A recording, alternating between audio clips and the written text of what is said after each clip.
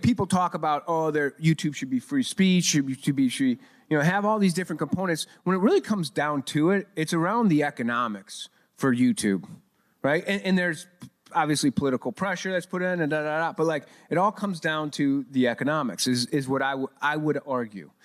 And how do you change that economic structure to align the platform with the creator in a much more in a way that makes sense, that cultivates network? And I think we can all take a look at example of Bitcoin, and Bitcoin has done that. It's created a network, cultivated a network from the ground up of people, and you can relate something very similar to that to creating a network like YouTube. I think another example that speaks to what you're saying is, if you go on Patreon and look at the top earners, it's political podcasts. It's people. There's sort of a podcast network that I think is maybe an early adopter, possibly, of what you're talking about, and what Rokfin is doing as well with the direct patronage. But there is sort of this network forming where I think people will pay money to the creators that they care about, to the ideas that they care about. That's not the problem. And the creators will probably make more money and be less beholden to another company or a product or all these other things, all these barriers between them and the audience. I think the more that you remove that, the more it's better for both of them. And that's why these people are earning, tens of thousands of dollars a month on Patreon, because they have hundreds or thousands of supporters who, they'll give them $10 because they listen to their podcast every day. So I guess I want to know, though, what something like this, how can we have a model, a platform that has discoverability for something like this, for this network of creators directly with their audience? Yeah, so it really speaks to communities of affinity. Like there are these, the people for whom discovery works. Like if I'm shown a video that agrees with me, it's partly because I align with these other people that taught the system, or the system identified me as aligned with them. So I think one path to an alternative is to leverage and serve existing communities of affinity and enable them to find one another and to associate. And there's a certain amount of this that happens organically with the YouTube and the podcasting, where people will reference other creators that they like. They'll reference their ways to directly fund them, and so on.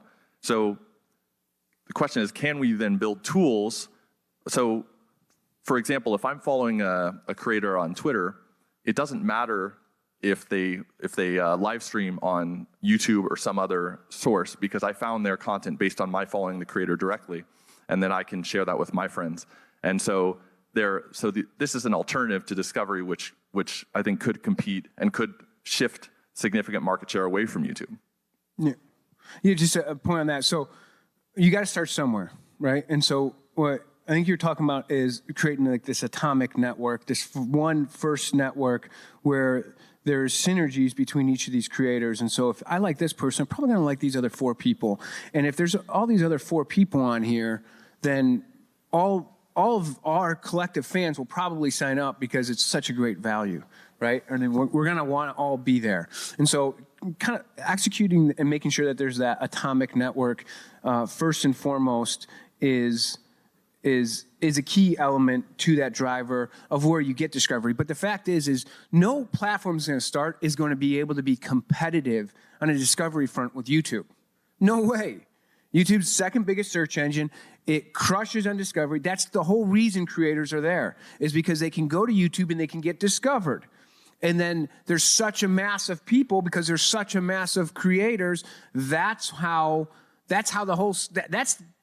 probably the biggest value proposition that YouTube provides to content creators, right? So that's a reality. Okay, so any network that first starts off is not going to have that. So then how do you make up for it? Well, you have to make up for it.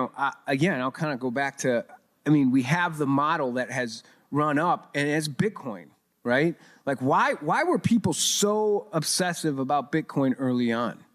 There was no utility. Hardly anyone knew about it, right? But they believed in it because they got a stake in this network. They got like, wow, this actually works.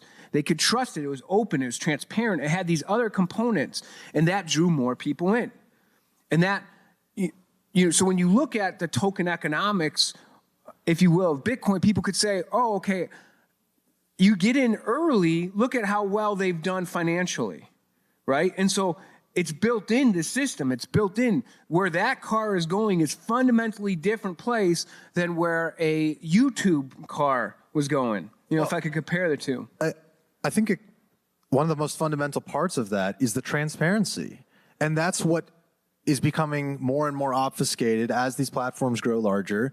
There's a lack of transparency, not only between, the creators and the platform, and we were talking about earlier with Rossman, in order to get YouTube to care about any problems you have, you need to make a big story on social media. You have to basically start a miniature movement or hashtag for them to pick up on some small problem, or a big problem, or your whole channel getting taken down that you've built for 10 years. Yeah. That's the real issue here, is that people's livelihoods are on the line, and there's a lack of transparency. There's barriers.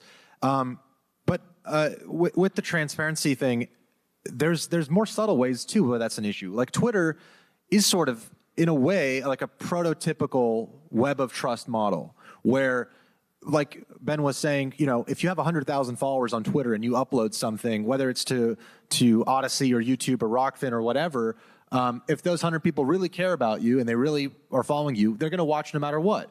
But even with Twitter right now, that's not the case, because there's certain barriers, like if you post a link, that is going to be discouraged by the Twitter algorithm, because the Twitter algorithm is not there to drive up your engagement or support, your creative efforts.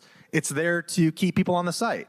So if the link is to a YouTube video or some external source, you're actually not engaging that much with your audience. And this is not a very clear, again, there's a lack of, this is not known to everyone posting on Twitter. This is not publicly made available because they don't want you to know, because they want to keep you on the site. So there's all these conflicts of interest of this. There's the centralized company that wants people on the site. It's all this data collection scheme, basically. But I think with crypto, with Bitcoin, the reason that that has promise, the reason that has stood the test of time, and unfortunately the reason it's been, I think there is a lot of charlatans in that space, is because it's entirely based on trust and it's entirely transparent. Or at least I think so, right? I want to explore another angle on this, which is, so we're talking about how important this is to the creators. And the question is, why aren't more creators actively discouraging YouTube, for example, by releasing content early on other sites or by excluding YouTube altogether? I think you can, by releasing early or by providing exclusive content, you can create a natural incentive for your users to switch. And even some of the detractors to YouTube that I see, they are also, they aren't discouraging YouTube in that way. And I think maybe there's an opportunity for a movement for that as well, right? Because we have to solve this, I think, with both technology and with community. We have to leverage our community to advance user behavior, and we have to use technology to enable that user behavior. And so what does it take to start this kind of action? Yeah, I think that's really a smart thought, is that you don't have to go fully, you don't have to fully off YouTube, and really it's tough to do that, right? Because it is such a great discovery engine for you, right? You're going to get new fans by being on YouTube. So how do you fight against this? Well, it's like, well, maybe it's doing extra little things. Well, here, I'm putting this post premium on this extra on this site, or I'm releasing it early over here. And so you can start to get a little bit more insight into who your consumers are. I would encourage, if you go do that, make sure you get access to the communications of your consumers. Get their emails. Get those other components, right? Because you mentioned something, it's like, I've been building my channel for 10 years and YouTube shut me down. Boom, gone. Everything. All the time. It's all gone. Everything you worked for is gone, because you don't own the customer, you don't own the data, and they don't give a shit, right? And so you thought you were building something, and no, you weren't building anything. You were just building their castle, right? And so if you go do that, I encourage people, go and do that, whether it's on Rokfin or another platform. Start to get the direct communications of your fans. build that up, build that data. That is like gold. You don't want to just Like not a mailing have list anything. almost? What? Like a mailing list almost? Yes, you got to have it. I mean, it's a little old school, I know, but it's like you got to get that emailing list, that direct communication, so that if you do get nuked, you're good. And then build something else up over here. And who knows where that over here ends up being? You know, I'm very optimistic around the mechanics around Rokfin, and there's, you know, obviously you're going up against monsters in this space, but yeah, I mean, who knows what happens? But you better have the communications and the secondary platform that you decide to choose. So here's a hashtag for you guys. That it's time to put YouTube last. Like YouTube last is the hashtag. There you go. YouTube last, everybody. Hashtag YouTube last, guys. So is that, should the creators put YouTube last, or should the viewers put YouTube last? I think both, certainly, but one will encourage the other. Okay, well, my question is really about why, as a viewer, I would bother with a lot of this. So a lot of people are into the direct support of creators. I have a podcast that is funded by Patreon contributions, you know, and the AdSense is insignificant. You know, I depend on that community to make that one work. But some of those things exist now, you know, with the, join channel button on YouTube, where you give somebody $5. You can jump on Patreon right now and get that bonus content. There are options. And, you know, one thing we've always found is that getting people to a new platform, whether it's downloading an app, signing up to make an account, is a massive ask. Whatever they're getting on the other end of that has to be so good that they will, you know, not stick around on YouTube for 4 hours a night. You know? What makes that happen? What's going to sell those people to moving to the alternatives and putting YouTube last? I think we have to be, so it's always going to be the case that most people are going to be kind of passively participating in the society. And I think we have to choose to be an activist community, choose to be a community that makes positive steps towards creating an alternative, towards advancing those alternatives. And those people will bring everyone else along over time. Like that's the only way to do it, is by acting in the long-term interest of your own case.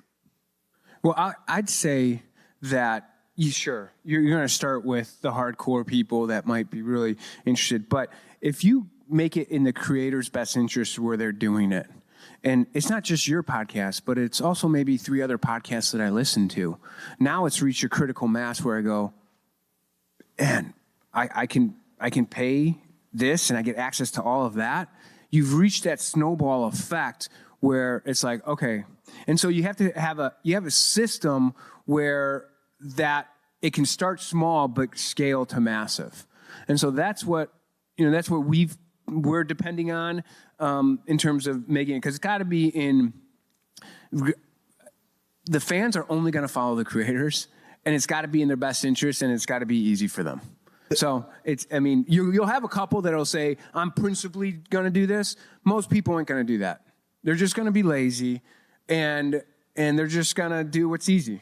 Would you say there's something called the 100th monkey effect? Have you guys heard of this? No. What is it? It's like there was some study or something where they're off an island somewhere. This is after World War II, some nuclear testing. The coconuts were radioactive, and so monkeys were eating them on this island. They were dying because the coconuts had radioactivity. Well, what happened was some of the monkeys figured out that if you wash the coconuts in the ocean, in the water, it actually makes it safe enough to eat. And maybe there was more to the process or something. But it wasn't until the 100th monkey was doing this little extra activity of washing out the coconuts that the whole ecosystem picked up on it. It was like the threshold was reached, the 100th monkey was reached, and now all the thousands of monkeys or whatever, they're all doing it. They're all lining up by the shoreline, putting the coconuts in.